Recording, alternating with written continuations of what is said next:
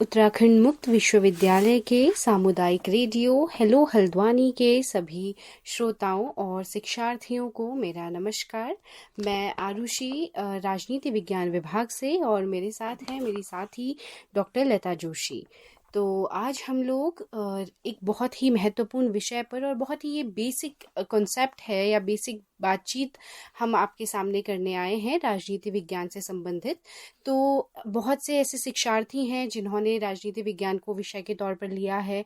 तो वही जो परिचय है राजनीति क्या है, ये एक बहुत ही गूढ़ और बहुत ही बेसिक सवाल है। इसी सवाल को हम आज की अपनी इस वार्ता में इसके जवाब को खोजेंगे। साथ ही अगर हम राजनीति की जब हम बात करते हैं तो वर्तमान के संदर्भ में किस तरीके से हम राजनीति को समझ सकते हैं, इससे पूर्व जो पहले अभी तक जो भी हमारे दार्शनिक रहे हैं राजनीति विज्ञान के, वो राजनीति को किस तरीके से देखते हैं, इस पर हम लोग बात करेंगे। और हम अपनी चर्चा की शुरुआत करते हैं अपनी साथी से एक सवाल के साथ कि जो राजनीति है, हमारे सामने ये सवाल लगातार आता है जब भी हम किसी तरह का भी इंटरव्यू में अगर हम हैं, या अगर हमें जब भी हम अपनी क्लास की शुरुआत करते हैं तो सबसे पहला सवाल ही हमारा ये होता है कि राजनीति क्या है, इसे हम किस तरीके से समझ सकते हैं। आरुषि, जो राजनीति है, राजनीति को समझने के देखने के अलग अलग दृष्टिकोण हो सकते हैं, अलग अलग पर्सपेक्टिव्स हो सकते हैं। अगर हम साधारण रूप से अगर हम राजनीति को समझना चाहें तो जो राजनीति है उसे हम ऐसी एक्टिविटीज, ऐसी गतिविधियों, ऐसी प्रक्रियाओं के रूप में हम देखते हैं जिसमें डिसीजन मेकिंग, निर्णय निर्माण और जो रूल्स हैं, रेगुलेशंस हैं, नियम के जो क्रियान्वयन है, उससे संबंधित हम इसको मानते हैं राजनीति को। और राजनीति के बारे में अलग अलग जो विचारक हैं, अलग अलग जो विद्वान हैं, उन लोगों ने अलग अलग बातें कही हैं। ऐसे जो बिस्मार्क हैं, उन्होंने राजनीति को एक कला के रूप में माना है। उन्होंने कहा है कि जो पॉलिटिक्स है, आर्ट ऑफ पॉसिबिलिटीज है। और ऐसे ही अगर हम हमारे जो यूनान के प्राचीन जो यूनान है, वहाँ के जो दार्शनिक हैं, प्लेटो, उनकी बात अगर हम करें तो वो राजनीति को एक विशेषज्ञता का कार्य मानते हैं। मतलब उनका ये कहना है कि जो पॉलिटिक्स है वो एक स्पेशलाइज्ड चीजें हैं, यानी कि जो उसको कर सकता है वो एक विशेषज्ञ होना चाहिए। राजनीति को वो एक विशेषज्ञता का कार्य मानते हैं जो कि हर कोई नहीं कर सकता है। वो कहते हैं कि ये हर किसी की बस की बात नहीं नहीं है, है। ऐसा प्लेटो मानते हैं। तो जैसा कि अभी हमें हमारी साथी ने बताया कि जो राजनीति है वो किस तरीके से वो ऐसी गतिविधियों और प्रक्रियाओं का परिणाम होती है जहाँ पर हम लोग डिसीजन मेकिंग और रूल रेगुलेशंस को कैसे इम्प्लीमेंट किया जाना चाहिए, यही सब चीज़ें हैं। साथ ही उन्होंने हमें हमारे जो फिलोसोफर्स हैं, प्लेटो है, बिस्मार्क है, इन्होंने किस तरीके से राजनीति को देखा है इसके बारे में बताया है। तो अब अगर हम इसे एक अनुशासन के तौर पर देखें कि राजनीति विज्ञान जो हम एक विषय के तौर पर जब हम इसे देखते हैं तो हम इसे किस तरीके से समझ सकते हैं। आरुषि, जो राजनीति है, राजनीति को अगर हम एक विषय के रूप में पढ़ रहे हैं, एक अनुशासन के रूप में उसे हम देख रहे हैं, तो इसका जो क्षेत्र है ये बहुत विस्तृत क्षेत्र है। हम्म। इसके अध्ययन में आज के टाइम पे हम देखते हैं, जैसे कि आप बाद में हम इस पे डिस्कस करेंगे कि जो हमारे प्राचीन परिभाषाएं वो क्या कहती हैं, परंपरागत परिभाषाएं क्या कहती हैं, आधुनिक परिभाषाएं क्या कहती हैं। पर अगर आज के टाइम पे अगर हम देखें तो जो ये विषय है, ये एक वृहद विषय है, बहुत बड़ा विषय है, जिसके अंदर हम राज्य को पढ़ते हैं, हम्म। संविधान, शासन, सरकार, ये सारी चीजों को हम देखते हैं, इसका अध्ययन करते हैं। राज्य कैसे उत्पन्न हुआ, कैसे कौन कौन से सिद्धांत हैं इसकी उत्पत्ति के, राज्य के कार्य क्या हैं, राज्य और व्यक्ति के क्या संबंध हैं, इसके बारे में हम इसमें देखते हैं।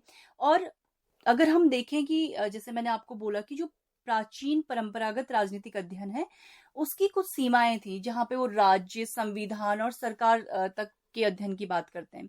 पर अगर आज के टाइम पे अगर हम देखें तो व्यक्ति से जुड़ा हुआ लगभग हर पहलू जो है वो इस अनुशासन के अंतर्गत आता है, जिसमें आप मतदान व्यवहार देख लें, या राजनीति से संबंधित कोई भी चीज है, राष्ट्रीय, अंतर्राष्ट्रीय, वैश्विक, मानवाधिकार, ये तमाम चीजें वो इसमें जुड़ती हैं। इन शॉर्ट अगर हम कहें कि मानव से संबंधित जो भी चीज़ें इंसान को इफ़ेक्ट कर रही हैं, वो इसके अनुशासन के अंतर्गत आती हैं। हुँ। तो इससे अभी देखा जा सकता है या समझा जा सकता है कि ये जो अपने आप में एक विषय के तौर पर राजनीति विज्ञान बहुत ही इंटरेस्टिंग है। इसमें आपको आपके इर्द-गिर्द जो कुछ भी घटित हो रहा है, वो सब आपको आप समझेंगे, क्योंकि यहाँ जब आप ग्रेजुएशन में आप होते हैं, तो ग्रेजुएशन में जो बेसिक अंडरस्टैंडिंग है आपके इर्द-गिर्द जो कुछ भी घटित हो रहा है, अपनी स्टेट का हम स्टेट की बात करते हैं, हम अपने जिस भी तरह के गवर्नेंस की बात करते हैं, हम अपने देश की बात करते हैं, अंतर्राष्ट्रीय जो भी हमारे रिलेशंस हैं, इन सब की जब हम बात करते हैं, तो ये सभी चीज़ें हम यहाँ और बेहतर तरीके से समझेंगे और ये सभी चीज़ें हमारे इस विषय में आती हैं। तो ये हमारा एक प्रयास है कि हम इस विषय को और बेहतर इंटरेस्टिंग तरीके से अपने शिक्षार्थियों और श्रोताओं के सामने लेकर आएँ, क्योंकि जनरली हमारा जो एक परसेप्शन है वो सोशल साइंस और इन सब चीज़ों को लेकर कि ये हमें एक तरीके से इनको रटना पड़ेगा, लेकिन ये एक व्यवहारिक अध्ययन है।